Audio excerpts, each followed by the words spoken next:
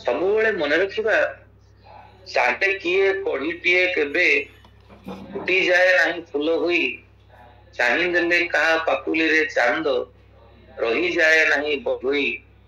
ଆମେ ଚାହିଁବା ନ ଚାହିଁ ଦିନ ହେବ, ଆମେ ଚାହିଁବା ନ ଚାହିଁ ରାତି ହେବ, ଆମ ଚାହିଁବାରେ ମାନେ କିଛି ନାହିଁ, ଯାହା ହେବା କଥା ତାହା ହେବ। ଯେତେବେଳେ ଏ ସଂସାରଟା ଈଶ୍ୱରଙ୍କ ଦ୍ୱାରା ପରିଚାଳିତ ହେଉଛି, ଆମ ଜୀବନ ଧାରା ଯେତେବେଳେ ଈଶ୍ୱରଙ୍କର ଦିବ୍ୟ ଯୋଜନାର ଗୋଟିଏ ଗୋଟିଏ ପ୍ରତିଫଳନ, ଆପଣ ମାନେ ବସିବା, ଆମେ ମାନେ ମହାପ୍ରଭୁଙ୍କର କଥା ଶୁଣିବା ପାଇଁ ଆଗ୍ରହ ରଖିବା, ଏ ସବୁ କିଛି ସେ ମହାପ୍ରଭୁଙ୍କର ଇଚ୍ଛା। ତେବେ ଆଜିର ବିଷୟବିନ୍ଦୁ ରହିଛନ୍ତି ଶ୍ରୀ ଜଗନ୍ନାଥ ଅଷ୍ଟକମ୍। ଯେଉଁ ଅଷ୍ଟକମ ମହାପ୍ରଭୁଙ୍କର ଅତି ପ୍ରିୟ, ଯଦିଓ ଟିକେ ବିବାଦ ରହିଛି, এই ଅଷ୍ଟକମର ରଚୟିତା କିଏ? ଶ୍ରୀମତ୍ ଶଙ୍କରାଚାର୍ଯ୍ୟ ଭଗବାନ ନା ନାଇଁ ଅଚିନ୍ତ୍ୟ ଭେଦାନ୍ତ ତତ୍ତ୍ୱର ପ୍ରବର୍ତ୍ତକ, ଭକ୍ତିରାଜ୍ୟର ପ୍ରଚଣ୍ଡ ପ୍ରବକ୍ତା ଶ୍ରୀ ଚୈତନ୍ୟ ମହାପ୍ରଭୁ? ଏ ଦୁଇଟି ବିଷୟରେ ବାଦ ବିସମ୍ବାଦ ଏବେ ମଧ୍ୟ ଚାଲିଛି, ଏହାର କୌଣସି ସମାଧାନ ନାହିଁ। ତଥାପି ଗଛ ତଳେ ଠିଆ ହୋଇ ଗଛର ପତ୍ର ଗଣିବା ଅପେକ୍ଷା ଗଛର ଫୁଲ ସଂଗ୍ରହ କରିବା, ଫଳ ସଂଗ୍ରହ କରିବା, ଯାହା ଆମକୁ ଆନନ୍ଦ ଦେବ, ଇତିହାସର ପୃଷ୍ଠଭୂମିରେ ଯାହା ଘଟୁଛି ଘଟୁ। ଯେତେବେଳେ ଆମେ ଏଇ ଶ୍ରୀ ଜଗନ୍ନାଥ ଅଷ୍ଟକମକୁ ଆଲୋଚନା କରିବାକୁ ବସୁଛେ, ତା ପୂର୍ବରୁ ଗୋଟିଏ ଛୋଟିଆ କଥା କହିବି। କାହିଁକି? ଯେହେତୁ ଆମର ବୃତ୍ତି ହେଉଛି ଶିକ୍ଷକତା, ଏ ଶିକ୍ଷକତାର ବୃତ୍ତି ଭିତରେ ଗୋଟେ ଅଭ୍ୟାସ ରହିଛି, ପୂର୍ବାପର ସଙ୍ଗତି ରଖି କଥାଟିକୁ ଆଲୋଚନା କଲେ ତାହା ବିଶେଷ ଭାବରେ ହୃଦୟଗ୍ରାହୀ ହେବ। କଥାଟି କଣ? ବିଦ୍ୟା ମିତ୍ରଂ ପ୍ରଭାସେଷୁ ଭାର୍ଯ୍ୟା ମିତ୍ରଂ ଗୃହେଷୁ च व्याधितस्य मित्रं पथ्यं धर्मं मित्रं मृतस्य च। ଶ୍ଲୋକଟିର ଅର୍ଥକୁ ଯଦି ଆମେ ସହଜରେ ବୁଝିବାକୁ ଇଚ୍ଛା କରିବା, ଅର୍ଥଟି ଏପରି ହେବ, ବିଦ୍ୟା ମିତ୍ରଂ ପ୍ରବାସେଷୁ। ଗୋଟିଏ ହଉଛି ବାସ, ଆଉ ଗୋଟିଏ ହଉଛି ପ୍ରବାସ। ଯେତେବେଳେ ଆମେ ଆମର ପରିସରରେ ରହୁଛେ, ବୁଝନ୍ତୁ ଆମେ ଆମର ବାସସ୍ଥାନରେ ରହିଛେ, ଯେତେବେଳେ ଆମ ପରିସରର ବାହାରକୁ ଆମେ ଯାଉଛେ, ତାହା ଆମ ପାଇଁ ପ୍ରବାସ ହୋଇଯାଉଛି। ଏବଂ ଯେତେବେଳେ ଆମେ ବାହାରକୁ ଯାଉଛେ, ସେତେବେଳେ ଆମର ମିତ୍ର କିଏ? ନା ବିଦ୍ୟା। ବିଦ୍ୟା ମିତ୍ରଂ ପ୍ରବାସେଷୁ ଭାର୍ଯ୍ୟା ମିତ୍ରଂ ଗୃହେଷୁ च। ଯେତେବେଳେ ଆମେ ଘରେ ରହୁଛେ, ଆମର ବଡ ସାଙ୍ଗ ହେଉଛି ଆମର ଭାର୍ଯ୍ୟା। ଏଇଥିପାଇଁ ସହଧର୍ମିଣୀ, ସହକର୍ମିଣୀ ଇତ୍ୟାଦି କୁହାଯାଇଛି। ବ୍ୟାଧିତସ୍ୟ ମିତ୍ରଂ ପଥ୍ୟଂ। ଯେତେବେଳେ ଆମେ ରୋଗଗ୍ରସ୍ତ ହେଉଛେ, ସେତେବେଳେ ଆମର ବଡ ମିତ୍ର ହେଉଛି ପଥ୍ୟ ବା ଔଷଧ। କିନ୍ତୁ ଧର୍ମ ମିତ୍ରଂ ମୃତସ୍ୟ च। ଯେତେବେଳେ ଆମେ ଦେହ ଛାଡୁଛେ, ସେତେବେଳେ ଆମର ମିତ୍ର କିଏ? ଧନ ଦୌଲତ ମାନ କ୍ଷମତା ସବୁ ସିନା ଖାଲି ବାଡକୁ ବତା, ନିମିଷେ ମିଳିଯିବ, ଧର୍ମ ଏକା ତୋର ଚିର ସାଥୀ ହୋଇ ସାଙ୍ଗରେ ଗୋଡାଉଥିବ। କେହି ଯିବେନି ଆମ ସହିତ। ଧନାନି ଭୂମୌ ପଶବଶ୍ଚ ଗୋଷ୍ଠେ ଭାର୍ଯ୍ୟା ଗୃହ ଦ୍ୱାରେ ସଖା ଶ୍ମଶାନେ ଦେହ ଚିତାୟାମ୍ ପରଲୋକ ମାର୍ଗେ ଧର୍ମାନୁଗୋ ଗଚ୍ଛନ୍ତି ଜୀବ ଏକ। ଏ ସଂସାର ଭିତରେ କେବଳ ଧର୍ମ ଯେତେବେଳେ ଆମ ସହିତ ଯିବ ବୋଲି ଆମକୁ ଆମ ଶାସ୍ତ୍ର ମାର୍ଗଦର୍ଶନ ରଖୁଛନ୍ତି, ସେତେବେଳେ ମନ ଭିତରେ ପ୍ରଶ୍ନ ଆସିବ, ଧର୍ମ କଣ? ଧର୍ମର ଅର୍ଥ ବିବିଧ ଭାବରେ ଆଲୋଚିତ ହୋଇଥିଲା ବେଳେ ଭାଗବତୀୟ ସିଦ୍ଧାନ୍ତ ଅନୁସାରେ ସବଇ ପୁଂସା ପରୋ ଧର୍ମ ଯତ ଭକ୍ତି ଅଧ୍ୟକ୍ଷ। ଯେ ମହାପ୍ରଭୁଙ୍କର ପଦାରବିନ୍ଦରେ ଭକ୍ତି ରଖିବା ଠାରୁ ଆଉ ପରମ ଧର୍ମ କିଛି ନାହିଁ। ସେଇ ସେ ପରମ ଧର୍ମ ସର୍ବଶାସ୍ତ୍ର କହେ, ଯାହା ହୋଇତେ କୃଷ୍ଣର ଚରଣେ ଚିତ୍ତ ରହେ। ଶ୍ରୀ ଚୈତନ୍ୟ ମହାପ୍ରଭୁ କହୁଛନ୍ତି, ସେଇ ସେ ପରମ ଧର୍ମ ତାହା ହେଉଛି ସବୁଠାରୁ ବଡ ଧର୍ମ, ଯାହା ମାଧ୍ୟମରେ ଆମେ ଭଗବାନ ଶ୍ରୀକୃଷ୍ଣଙ୍କର ପଦାରବିନ୍ଦରେ ଟିକେ ମତି ରଖିବା, ଭକ୍ତି ରଖିବା, ଆଗ୍ରହ ରଖିବା, ଅନୁରାଗ ରଖିବା। ମନ ଭିତରେ ପ୍ରଶ୍ନ ଆସିବ, ସେ କୃଷ୍ଣ କାହାନ୍ତି? ବୈଷ୍ଣବ ତନ୍ତ୍ରରେ ସ୍ପଷ୍ଟ କରି ଦିଆଗଲା।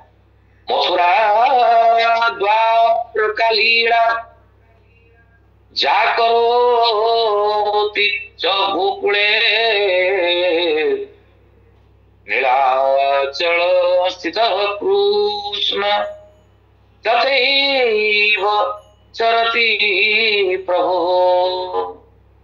वैष्णव तंत्र प्रमाण आसिले मथुरा द्वारका लीला जा करोति च गोकुले, जो महाप्रभु गोकुल लीला करिसंती, मथुरा लीला करिसंती, द्वारका लीला करिसंती, सेई कृष्ण नीलाचल स्थित कृष्ण, सेई कृष्ण एबे नीलाचल जगन्नाथ होई पूजित हेउछंती। अतएव आमे भगवान श्रीकृष्ण को भक्ति करिवार अर्थ जहा जगन्नाथ जे 16 कला तहु कलाए नंद बला, ए कथा को जदि आमे स्वीकार करिबा तेबे सेई कृष्ण हेउछंती महाप्रभु। ସେଥିପାଇଁ ଚନ୍ଦ୍ରାୟଣ ଚମ୍ପୁରେ କୁହାଗଲା ଗଙ୍ଗ ବଂଶାनुचरित महाकाव्य अंतर्गत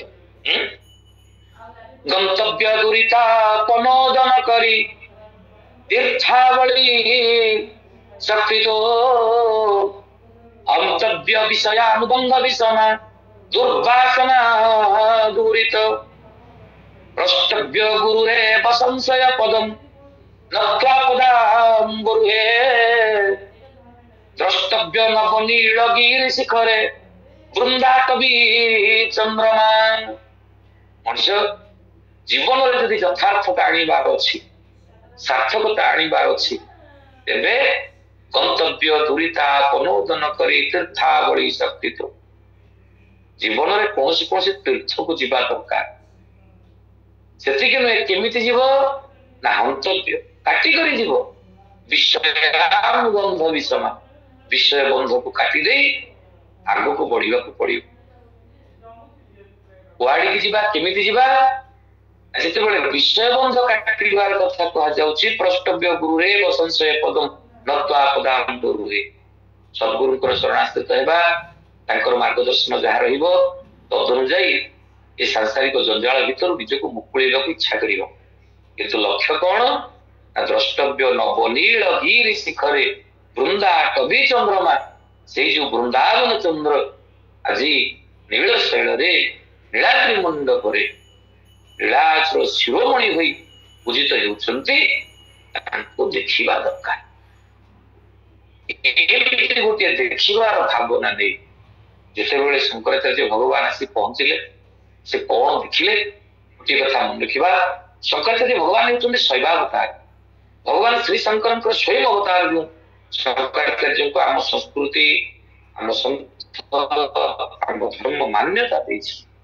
आसी पहुंचिले कौन देखिले कदाचित कालिंदी तक विपिन संगीत करो मुदा भीरी नारी वदन कमला स्वाद मधुप रमा शंभो ब्रह्मा हरपति गणेशार चित्तपद जगन्नाथ स्वामी नयन पथगामी भवतु मे। महाप्रभु को देखु देखु एमती गोटे भाव सृष्टि है। किपरि भाव देखुचंती गोपंगना बदन कमलु जे मधुपान कलेक आबर जांक मुरली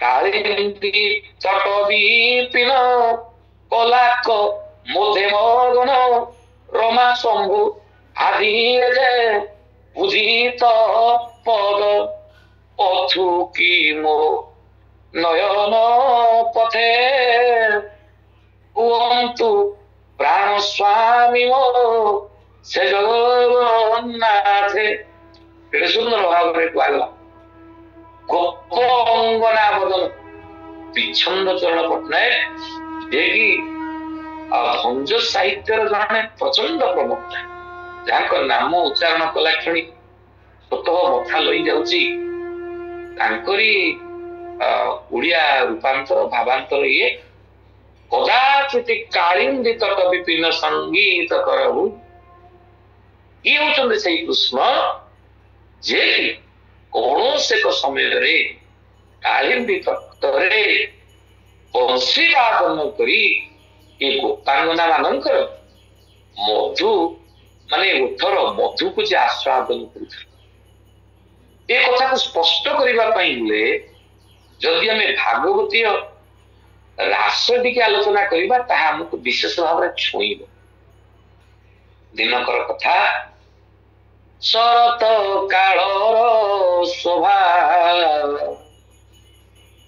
देखी हरि मन लोभा विचारंती रास पाई डाकिबा गोपी बल्लभा मुरली बादन करी धीर स्वर रे डाकंती है गोपी माने आस सत्वरे बल्लभ मु साजी अछि आजी कुंजरे डाकंती है गोपी माने आस सत्वरे महाप्रभुंकर ये मुरलीटी एड़े सुंदर से जो स्वर संरचना करा जाए ताहा से परी बाजे ना माने जे स्वर जहा कान रे पड़िबो ताकू सेई नामटी सुभियो महाप्रभु जमती बजुचंदी बजांतु इंद्रजालिक माया मैजिक वाला जहा कहे ताहा हमको दिसे अनेक किंतु मैजिक वाला गोटे रुमाल धरिचंती से किंतु कहउचंती देखो मु किपरि भाव में 500 टंका टे धरिछि आमे जेते दर्शक बसिथिबा गैलरी रे हमको से 500 टंका देखाइबो अवश्य याकू कई कई कोन चक्षु बंधन ए चक्षु बंधन मध्य गोटे इंद्रजालिक माया से जहा कोई मन करतु घंटा रे बाजिछि 7:24 से मैजिक वाला कहले देखंतु आपण माने घंटा को एबे 5:24 बाजिछि हम समस्त घंटा देखिबा समस्त 5:24 जेमति चक्षु बंधन कर दिया जाए समस्त माया जे अधीश्वर मायाधर जो महाप्रभु एपरी भाव में स्वर संरचना कले तांकर मुरली रे गोपांगना जी जो अवस्था रे अछि ताकू ठीक तार नाटा ही शुभुची एवं सत्यजंती कहूची आ विशाखा को शुभुची सत्यजंती मुरली डाकुची विशाखा आस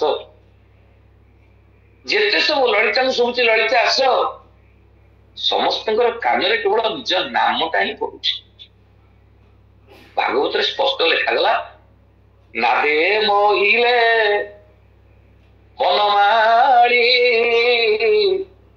1600 गोपनारी भगवान को जो मुरली विलाप एते मात्र विमोहित होई गले समस्त गोपांगना माने समस्त पागला करी दिछ कोन भाबुचंती दंडे सुनंती स्थिर करी बेणु डाकई नाम धरी टिके पूर्व आलोचना में करथिले परा से बंशी नाम धरी सते डाकुछ जण जण करी से डाकुछ धन्य प्रभु धन्य तुमर माया ए कथा को आलोचना कला बेले मध्य लोमबळी कांकुरी जाउची महाप्रभु समस्त को डाकुचंदी सेमानक भीतर कोन भाव सृष्टि होची एटा आ गोटे कथा गोटे होची क्रिया आ गोटे होची प्रतिक्रिया भगवान भक्त प्रतिक्रिया जेपरी भक्तर भगवान प्रति प्रतिक्रिया ठीक से महाप्रभु जेपरी भाव में गोटे इच्छा रखी बंशीवादन करुछंती प्रतिक्रिया स्वरूप जो गोपांगना शुणिले आगे मु जीवी वृंदावन रमिबी नंदर नंदन समस्त भीतर से व्याकुलता सृष्टि होगला समस्त भावुंट आगे मु जीवी वृंदावन मु आगे जाई पहुंची जमती छोट छुआ चॉकलेट बंटा होची विफल होकर आग हाथ बढ़ाऊे प्रत्येक छुआ मान मानसिकता मो हाथ आग चॉकलेटा पड़ जाऊ ठीक से भाव समस्त गोपांगना मान भीतर से भावना आगे मु जीवी वृंदावन रमिबी नंदर नंदन भूली जाइछन्ते निजर स्थिति भूली जाइछन्ते निजर अवस्था राति अधिया घर बाहरी पड़ी जितेबले आगोली होकर समस्ते जाउछन्ते एठी अवश्य आउ गोटे कथा रही यशोधारा बोली जड़े गोपी थिले जितेबले सी राति कथा ताकरे स्वामी अछन्ती चौकरी निद भांगीगला कान शुणुंट उठी पड़ी निजक सजाऊँ लुगापटा सी लुगापटा आहरी आप राष्ट्र पंचायत केतबे पढ़े ना आलोचना करवा किए कौन पिंधुची तार ठीक ठिकाना ना कि अलता को लेकर ओठरे मारी सारे तार से विचार ना आखिरे कजल लगेगा कथा गाल बढ़ी सारे यहीटा कहते विदेह अवस्था निजर समस्त देह ज्ञान को सती पातरी जितेबले मनुष्य देह ज्ञान को भूली जाए भीतर जो भाव सृष्टि हुए तार नाम तन्मयता समस्त गोपांगना मैंने तन्मय हो जाती से महाप्रभु काड़ यशोधारा उठी पड़ुंट निजक सजौला बेले कौन फुड़का शब्द हो तमें चाहिए कौन ना मुझी कड़े कान्हा डाकुंट मत पढ़ला ये राति अधरे कान्हा डाकुंट मत अरे अरे मु तो ठीक शुणुली एवं तो ठीक देखुची कौन शुणुल आम सब घरे न रही गोपाल बड़ धूम जाति आम सब बाहर रही गो बच्चा मान सहित तुम मैंने सब एमती नाटक तमसा कर चुप चुप मत पर से डाकुची कौन डाकुची अटकईदेला गोपाल काकुति मिनती होती यशोधा मत छाड़ी दियो राति पृथ्वी रे एमती कोठी गोटे पुरुष अच्छी कह जे तार स्त्री को छाड़ी दब पर पुरुष का यशोधारा कान रे हाथ देदेले दयाकोरी बंद कर सेपरी कहवा तुम्हें जहा पर पुरुष बोली कहछ से कृष्ण पर पुरुष नुहे आउ परम पुरुष भूली गलणी जदि साधारण पुरुष से ही थांते कार्य दलन केमिति करथा जदि साधारण पुरुष से हुई थांते गोवर्धन धारण केमिति हुई थांता तुम्हें जहा पर पुरुष बोली कहछ आम समस्त गोपांगना माने ताको परम पुरुष बोली बुझी नहीं जाइछो दया करी मना करनी मत छाड़ी दे गोपाल निद भांगी गला पिला मो संगे किसी कथबार्ता करूँ ना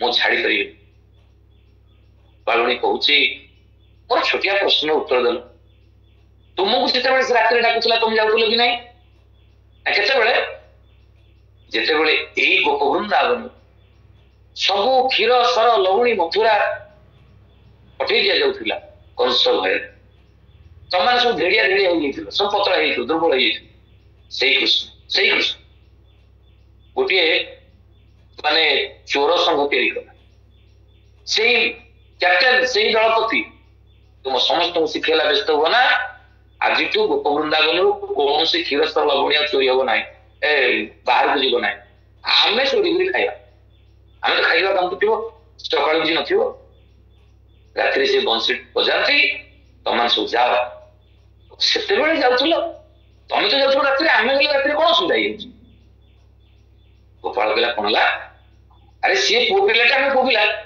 गोटे पुओ पिला पाख पुओ पिला जीव कौन असुविधा तुम सब नारी गोपाल हाथ जोड़ला तुम निज पुरुष बोली भावच ना मु बुझुची ଜଗନ୍ନାଥ ସ୍ୱାମୀ ନୟନ ପଥଗାମୀ ଭବ ତୁମେ। ମୁଁ ବୁଝିଛି ଇଏ ଗୋପ ବୃନ୍ଦାବନରେ ଏକମାତ୍ର ପୁରୁଷ ହେଉଛନ୍ତି ସେ କୃଷ୍ଣ, ଆମେ ସମସ୍ତେ ନାରୀ। ଏବେ ବି ଯଦି ଆପଣମାନେ ଯିବେ ସେଠି ଯିଏ ଯାହାକୁ ଦେଖନ୍ତି ସମସ୍ତେ ପରସ୍ପରକୁ ରାଧି ସମ୍ବୋଧନ କରନ୍ତି, ଏକମାତ୍ର ପୁରୁଷ। ଗୋପାଳ କହିଲା ବିଲକୁଲ କୌଣସି ପ୍ରକାର ଯୁକ୍ତି ମୁଁ ଶୁଣିବାକୁ ଚାହୁଁନି, ଚୁପ ଘରେ ରହିବି ନା ମୁଁ ଘରେ ରହିବିନି, ଯିବି, ମୁଁ ଯିବି, ଅଲଗା ଯିବି। ଯିବୁ ଗୋଟେ ଦୌଡ଼ି ଆଣିଲା, ସେ ଗୋପାଳନାକୁ ବାନ୍ଧିଲା।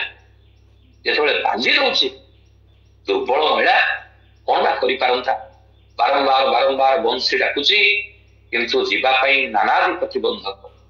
ଯେତେବେଳେ ଗୋଟେ ଖମ୍ବରେ ବନ୍ଧା ହେଇଗଲା ଦଶୁଧା, ଓହୋ ଭାଗବତରେ ବର୍ଷ ସେ ଗୋପୀ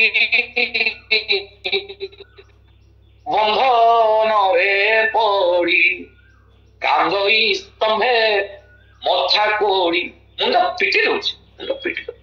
ସତୀ ସେ କହୁଛି ପ୍ରଭୁ ଆଜି ତୁମର ଆକର୍ଷଣ ମତେ ଆକର୍ଷିତ କରୁଥିଲେ ମଧ୍ୟ ଏଇ ଯୋଉ ପ୍ରତିବନ୍ଧକୁ ଅତିକ୍ରମ ମୁଁ କରିପାରୁନି, ମା ପ୍ରିୟ ଜୀବନରେ ଧିକ୍କାର ଲାଗୁଛି କାହିଁକି ମୁଁ ଜନ୍ମ ହେଉଥିଲି ଯଦି ମୁଁ ତୁମର ସାନ୍ନିଧ୍ୟ ନ ପାଇପାରିବି। ମୁଣ୍ଡ ପିଟିଦେଲା ସେତିକି ନୁହେଁ, ଆହା ଡାକିଲା କୃଷ୍ଣ ତ୍ରାହି ତ୍ରାହି ପ୍ରାଣ ଛାଡ଼ିଲା ଚୁମ୍ବ ଦେଇ। ଯେଉଁ ଖମ୍ବରେ ବନ୍ଧା ହେଇଛି ସେଇ ଖମ୍ବରେ ମୁଣ୍ଡଟାକୁ ଢୋ କରି ପିଟିଦେଲା, ଧାର ଧାର ବହି ଯାଉଛି ରକ୍ତ। ସେଇ ଖମ୍ବରେ ଚୁମ୍ବନଟି ଆଣିକି ଦେଇ ମହାପ୍ରଭୁଙ୍କ ଉଦ୍ଦେଶ୍ୟରେ ପ୍ରଣାମ ଜଣାଇଲା, ପ୍ରଭୁ ଏ ଜନ୍ମରେ ତୁମ ସହିତ ମୋର ସମ୍ପର୍କ ବୋଧହୁଏ ଆଉ ସମ୍ଭବ ହୋଇପାରିବ ନାହିଁ। ଆଜି ମୋ ଜୀବନର ଶେଷ ଯବନିକା ଯେତେବେଳେ ପଡିଯାଉଛି ତୁମେ ତାର ବିଚାର କର। ଡାକିଲା କୃଷ୍ଣ ତ୍ରାହି ତ୍ରାହି ପ୍ରାଣ ଛାଡ଼ିଲା ଚୁମ୍ବ ଦେଇ। ଚୁମ୍ବନଟି ଆଙ୍କି ଦେଇଛି ସେଇ ଖମ୍ବରେ। ସର୍ବାନ୍ତରେ ଯେ ଆମେ ପ୍ରଭୁ ସତେ ଯେମିତି ଆଶୀର୍ବାଦ କରୁଥିଲେ, ବ୍ୟସ୍ତ ହନା ବ୍ୟସ୍ତ ହନା, ସମୟ ଆସିବ ମୁଁ କ୍ରୀଡ଼ାଖେଳରେ ଜଗନ୍ନାଥ ହେବି। ଯେଉଁ ଖମ୍ବରେ ତୁମେ ମୁଣ୍ଡ ପିଟି ଦେଇ ପ୍ରାଣ ତ୍ୟାଗ କରିଛ ସେଇ ଖମ୍ବ ମୋ ପାଇଁ ଗରୁଡ଼ ସ୍ତମ୍ଭ ହେବ। ଅନେକ ସ୍ଥାନରୁ ଅନେକ ଭକ୍ତ ଆସିବେ, ଯେତେ ତୀର୍ଥକୁ ଯିବା ଯେତେ ମନ୍ଦିରକୁ ଯିବା ସବୁଠି ମୁଣ୍ଡିଆ ମାରିବା ପାଇଁ କଥା ଅଛି, କିନ୍ତୁ ଜଗନ୍ନାଥ ମନ୍ଦିରରେ କୁଣ୍ଢେଇବାର କଥା ଅଛି। ଯେଉଁ ଆଲିଙ୍ଗନର ଅଭିଳାଷ ରଖି ଉପାୟନ ତୁମେ ଦେହ ଛାଡୁଛ ସେଠି ସେଇ ଆଲିଙ୍ଗନର କଥା ଆସିବ। ପ୍ରତ୍ୟେକ ଭକ୍ତ ମାନେ ସେ ଗରୁଡ଼ ସ୍ତମ୍ଭକୁ ଆଲିଙ୍ଗନ କରୁଥିଲା ବେଳେ ତୁମ କଥା ମନେ ପକେଇବେ, ମୋତେ ଆଲିଙ୍ଗନ କରିବାର ଆନନ୍ଦ ଟିକକ ଅନ୍ତରେ ଅନ୍ତରେ ଅବଶ୍ୟ ଅନୁଭବ କରିବେ। ଏଥିରୁ ଆମେ ବୁଝିପାରୁଥିବା ମହାପ୍ରଭୁଙ୍କ ପ୍ରତି ଗୋପାଙ୍ଗନା ମାନଙ୍କର କେତେ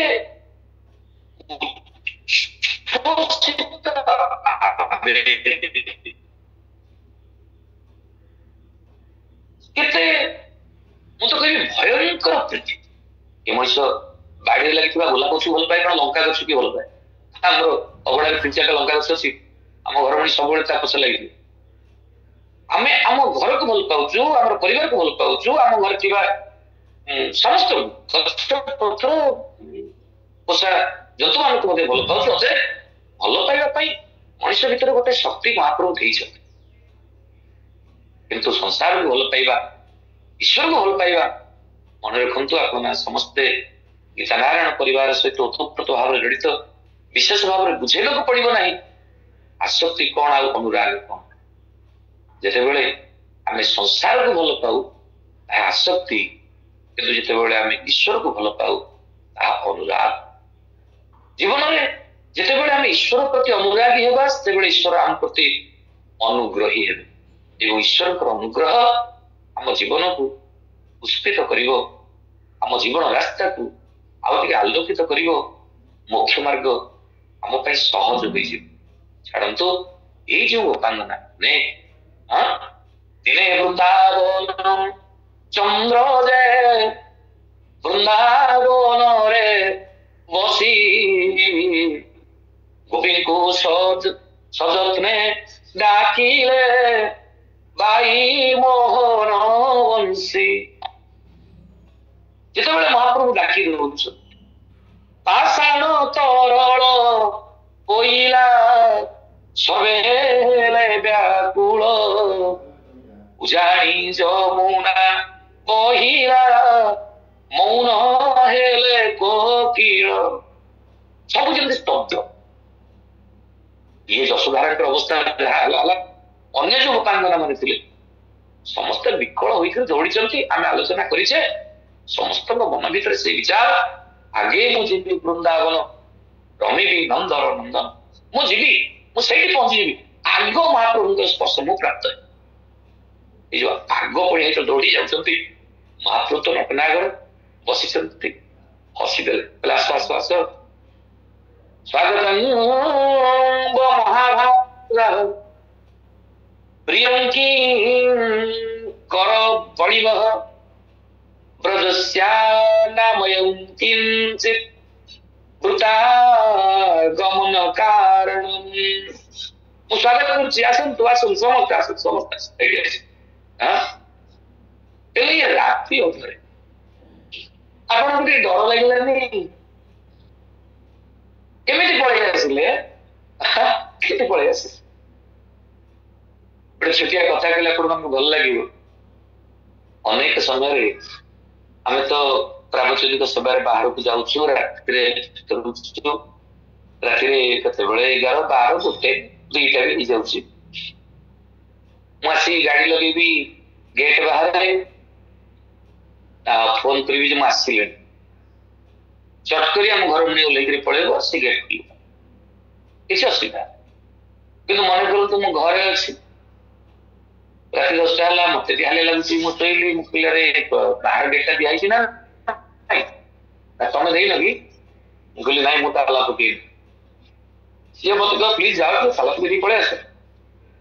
ମୁଁ କହିଲି କାଇଁ, ତମେ ନିଜେ ଯାଇକି ତାଲା ପକେଇ ଆସ, ମୁଁ ଟିକେ ହାଲିଆ ଲାଗୁଛି। ନା ନାଇଁ ନାଇଁ, ମତେ ଭୟ ଲାଗିବ।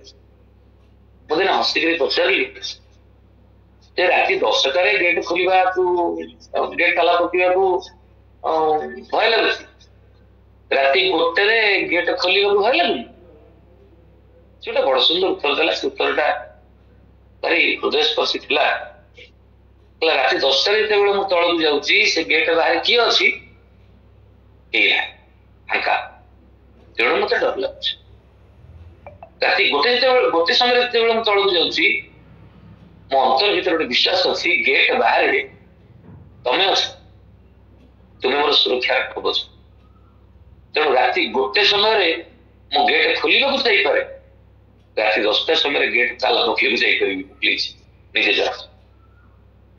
ଏ କଥାଟି ଶୁଣିଲା ବେଳେ ଭାବୁଥିଲି ଗୋପାଙ୍ଗନା ମାନଙ୍କର ବିଚାର। ମହାପ୍ରଭୁ ପଚାରୁଛନ୍ତି ରାତି ଅଧରେ ବାହାରି ଆସିଲ, ଟିକେ ଡର ଲାଗିଲାନି? ଗୋପାଙ୍ଗନା ହାତ ଯୋଡି ଦେଲେ, ପ୍ରଭୁ ଯେ ଅନ୍ଧାର ଭିତରେ ତୁମେ ନିଜେ ଅଛ, ସେ ଅନ୍ଧାର ଆମକୁ ଡରେଇବ କେତେବେଳେ? ସେ ଅନ୍ଧାର ଆମକୁ ଡରେଇବ କେମିତି? ତୁମେ ଯେତେବେଳେ ଡାକିଛ, ବାସ୍ ଆମେ ପଳେଇ ଆସିଛୁ। ମହାପ୍ରଭୁ ହସିଦେଲେ, କହିଲେ ପଳେଇ ଆସିଲ, ମୁଁ ଡାକିଦେଲି ପଳେଇ ଆସିଲ? ନାଇଁ, ମଣିଷଟା ଭାବାତ୍ମକତାକୁ ବିଶେଷ ଗୁରୁତ୍ୱ ନ ଦେବା ଉଚିତ, ବିଚାରଶୀଳତାକୁ ଗୁରୁତ୍ୱ ଦେବା ଉଚିତ। ଦିଟା କଥା ଉପରେ ଗୁରୁତ୍ୱ ଦିଅନ୍ତୁ। ଗୋଟିଏ ହଉଛି ଆବେଗ, ଗୋଟିଏ ହଉଛି ବିଚାର। ଆବେଗ ପ୍ରବଣତା ଆମକୁ ଭୁଲ ବାଟରେ ଟାଣି ନେବାର ସମ୍ଭାବନା ଅଛି। ସେଥିଲାଗି କୁହାଯାଏ man should do everything after exercising his power of reasoning। ବିଚାର ଶକ୍ତିକୁ କାର୍ଯ୍ୟକାରୀ କରି ମଣିଷ ତାର କାମ କରିବା ଉଚିତ। ବିଚାର ଶକ୍ତି ମହାପ୍ରଭୁ ଆମକୁ ଦେଇଛନ୍ତି। ଆବେଗ ତ ଆମକୁ ଟାଣି ନେଇଯିବ ଇଆଡେ ସାର୍। ତୁମେ ମାନେ ବିଚାରଶୀଳତାକୁ ହରେଇ ବସିଲ। ବ୍ରହ୍ମସ୍ନ ପୂଜ୍ୟତେ ରାଜା, ବ୍ରହ୍ମସ୍ନ ପୂଜ୍ୟତେ ଦ୍ୱିଜ, ବ୍ରହ୍ମସ୍ନ ପୂଜ୍ୟତେ କବି, ସ୍ତ୍ରୀ ଭ୍ରମତି ବିନଶ୍ୟତି। ବ୍ରହ୍ମସ୍ନ ପୂଜ୍ୟତେ ରାଜା, ରାଜା ବୁଲିଲେ ସୁନ୍ଦର, କୋଉଠି କେମିତି ଶାସନ ବ୍ୟବସ୍ଥା ଚାଲିଛି। ବ୍ରହ୍ମସ୍ନ ପୂଜ୍ୟତେ ଦ୍ୱିଜ, ବ୍ରାହ୍ମଣ ବୁଲିଲେ ସୁନ୍ଦର, କୋଉଠି ପୂଜା ହେବ, କୋଉଠି ଅଭିଷେକ ହେବ, କୋଉଠି ଯଜ୍ଞ ହେବ, କୋଉଠି ଚଣ୍ଡୀ ପାଠ ହେବ। ପ୍ରମୋଷଣ ପୂଜ୍ୟତେ କବି, କବି ଲୋକ ବୁଲିଲେ ସୁନ୍ଦର, ସମାଜ ସଂସ୍କାର ହବ। କିନ୍ତୁ ସ୍ତ୍ରୀ ଭ୍ରମତି ବିନଶ୍ୟତି, ଯଦି ସ୍ତ୍ରୀ ଲୋକଟା ବିନା କାରଣରେ ଏମିତି ଘୁରି ବୁଲିଲା ତେବେ ତ ଭୁଲ ହବାର ସମ୍ଭାବନା ଅଛି। ତମେ ସବୁ ନାରୀ କେମିତି ବୁଲି ଆସିଲ, କେମିତି ପଳେଇ ଆସିଲ? ଆଉ ଗୋଟି ଗୋଟି ହାତ ଯୋଡ଼ିଦେଲା, କାହିଁକି ଆମକୁ ଡାକିଲା ପରେ ଏମିତି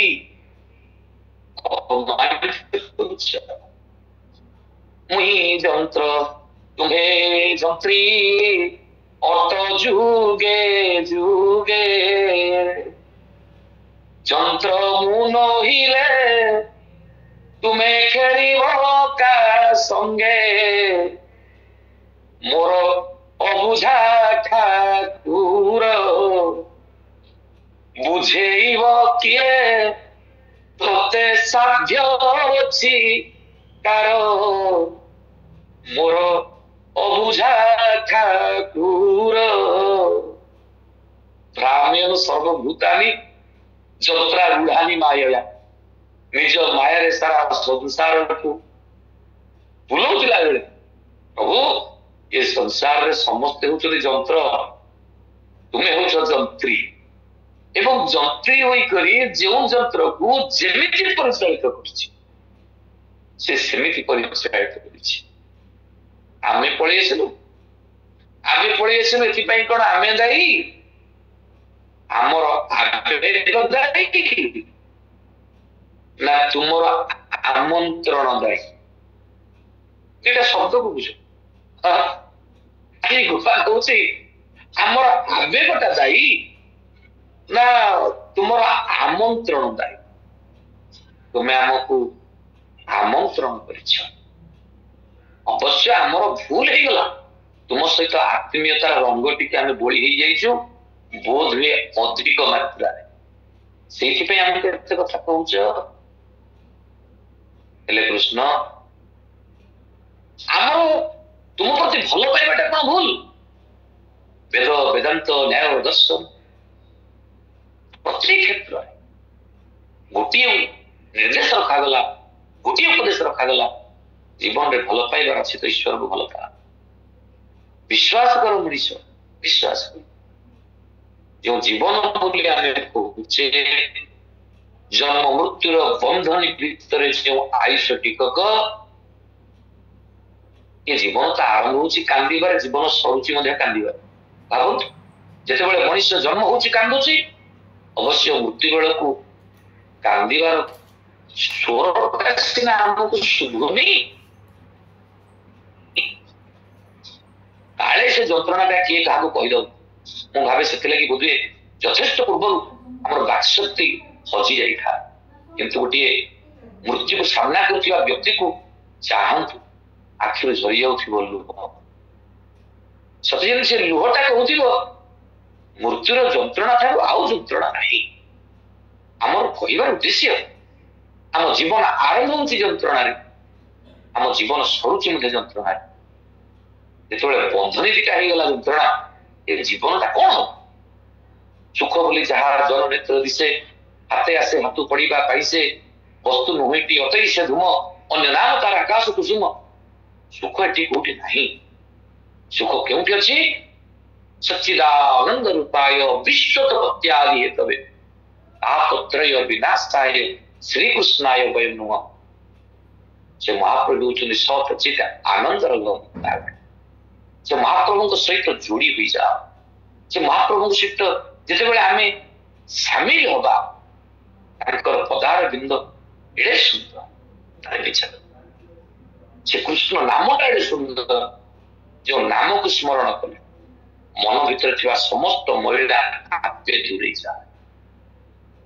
ସେ କୃଷ୍ଣର ପାଦଟା ଏଡେ ସୁନ୍ଦର, ଯେଉଁ ପାଦକୁ ଲକ୍ଷ୍ୟ କଲେ ଜୀବନର ଅନେକ ସମସ୍ତ ଆକର୍ଷଣ ଆପେ ବିକଶିତ ହୋଇଯାଏ। ସେ ପ୍ରତିମାଟା ଏଡେ ସୁନ୍ଦର, ଯାହାକୁ ଥରେ ଜାବୁଡି ଧରିଲେ ତାକୁ ଜାବୁଡ଼ିବାକୁ ପଡେ ନା, କାରଣ ପୂର୍ଣ୍ଣମଦଃ ପୂର୍ଣ୍ଣମିଦଂ ପୂର୍ଣ୍ଣାତ୍ ପୂର୍ଣ୍ଣମୁଦଚ୍ୟତେ ପୂର୍ଣ୍ଣସ୍ୟ ପୂର୍ଣ୍ଣମାଦାୟ ପୂର୍ଣ୍ଣମେବାବଶିଷ୍ୟତେ। ଅସମ୍ପୂର୍ଣ୍ଣ ଜୀବନ ପୂର୍ଣ୍ଣତା ପ୍ରାପ୍ତ ହୁଏ। ଗୋଟେ ଶୁଖିଲା ଦୀପଟେ ଯୋଉ ଦୀପରେ ତେଲ ଅଗ୍ନି ନାହିଁ, ଭଲେ ଯେତେ ତେଲ ଥାଉଛି ଥାଉ, ଯେତେ ସଳିତା ପଡିଛି କରୁଛି, ଯଦି ସିଏ ମାନେ ଦୀପାଳିଟା ଅଗ୍ନିର ସଂସ୍ପର୍ଶରେ ନ ଆସିଲା, ସେ ଅନ୍ଧାର ରହିବ। ଦୀପାଳି ଜଳିବା ପାଇଁ ଅଗ୍ନିର ସ୍ପର୍ଶ ନିହାତି। ଠିକ ସେମିତି ଅଜ୍ଞତାର ଅନ୍ଧାର ଭିତରେ ବାଟ ହୁଡା ମଣିଷ ପାଇଁ ସେଇ ଜ୍ଞାନ ମୂର୍ତ୍ତି ମହାପ୍ରଭୁଙ୍କର ଆଶୀର୍ବାଦ ନିହାତି ଦେବ। ଗୋପାଳନା କହୁଛନ୍ତି, ପ୍ରଭୁ ମୁଁ ହିଁ ଯନ୍ତ୍ରୀ, ମୁଁ ହିଁ ଯନ୍ତ୍ର, ତୁମେ ଯନ୍ତ୍ରୀ, ଅତ ଯୁଗେ ଯୁଗେ ଯନ୍ତ୍ର ମୁଁ ନହିଲେ ତୁମେ ଖେଳିବ କା ସଙ୍ଗେ, ମୋର ବୁଝା ଠାକୁର ବୁଝେଇବ କିଏ, ତୋତେ ସାଧ୍ୟ ଅଛି କାର, ମୋର ବୁଝା ଠାକୁର। ଭଗବାନ ଚାହୁଁଛନ୍ତି, କହୁଛନ୍ତି ଠିକ ଅଛି ରେ, ତମେ ମାନେ ମତେ ଟିକେ ବେଶୀ ଭଲ ପାଇଯାଇଛି, କିନ୍ତୁ ଭୁଲିଗଲ କେମିତି? କଣ ଭୁଲିଗଲୁ? ପତି ଦୈବତଂ ଲୋକେ ପତିରେବ ପରାୟଣମ୍ ଅନୁଗମ୍ୟା କ୍ରିୟାତାଦ୍ୱା ପତି ପ୍ରାଣ ଧନେଶ୍ୱର। ପ୍ରତ୍ୟେକ ନାରୀ ପାଇଁ ତାର ପତିଟା ହେଉଛି ପ୍ରାଣେଶ୍ୱର। ତମେ ମାନେ ନିଜର ସ୍ୱାମୀକୁ ପଛ କରିଦେଇ ପଳେଇ ଆସିଲ। ସ୍ୱଭାବେ ସ୍ତ୍ରୀ ଜନ୍ମ ପାଇ ବନେ ତୁ ମୋର ଭୟ ନାହିଁ।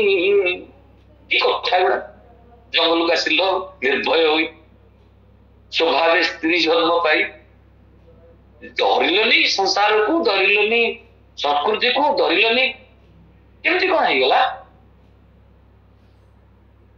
ଗୋପାଳନା ହାତ ଯୋଡ଼ିଲା, କହିଲା ପ୍ରଭୁ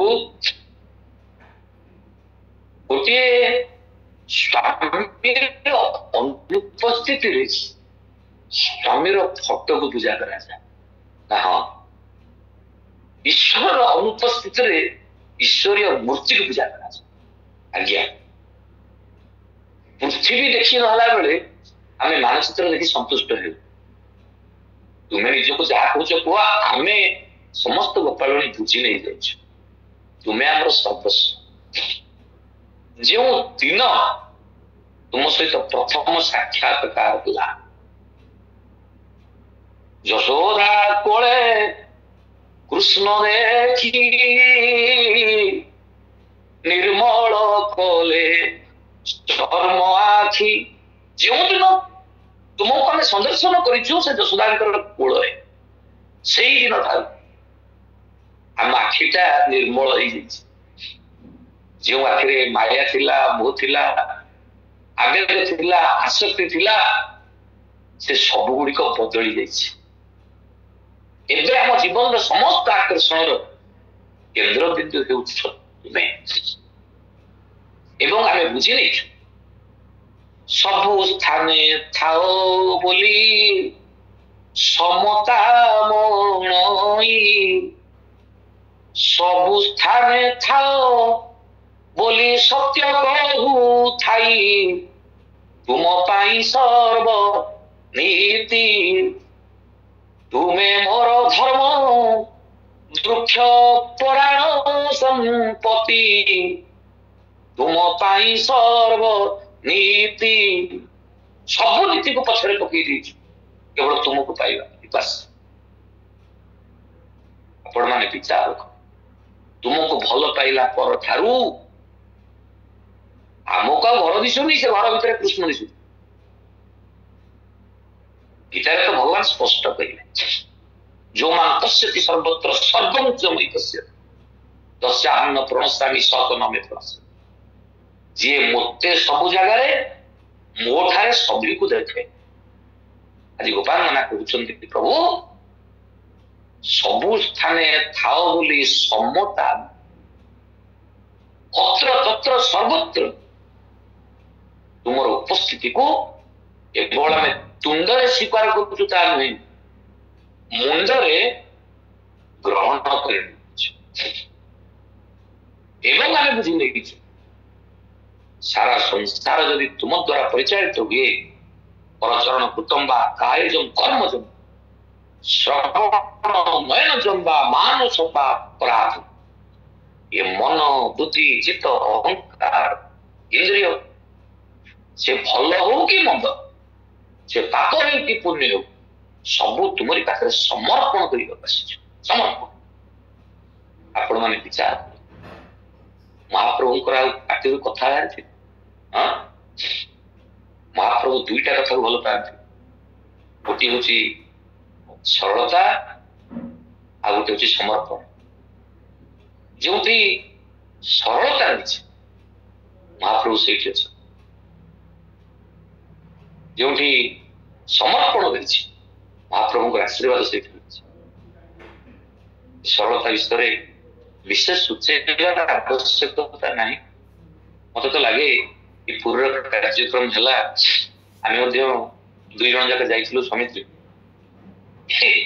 आम घर मुड़ी कहला सुयोग्य सार एसपी मुझे सार कहली सार असती मु प्रशंसा करने कहली मुझे हाँ कहीं तार मुंडे गोटे भूत पशिला कहले से खाली पुलिस नुहति एसपी हाँ बुझु ना नहीं आमे कौन भाव कि पुलिस गले पेटा हो मोटा हो निश्चय रही ना पदाधिकारी चटकरी से कहीदेला मो पुआटा सेमती हाँ गोटे सरलता जे मनीष को बांधी दिए जो मृत्युंजय सार सहित कथबार्ता हल बोले जना पड़ना ये भी पुलिस रिटायर्ड ये भी पुलिस ऑफिसर गीतानारायण परिवार को मुझे भल पाए सारे तो मत कहले हाँ कहवा कहले कि केतटा क्लास लगे मुझे गोटे क्लास सारदा सब कह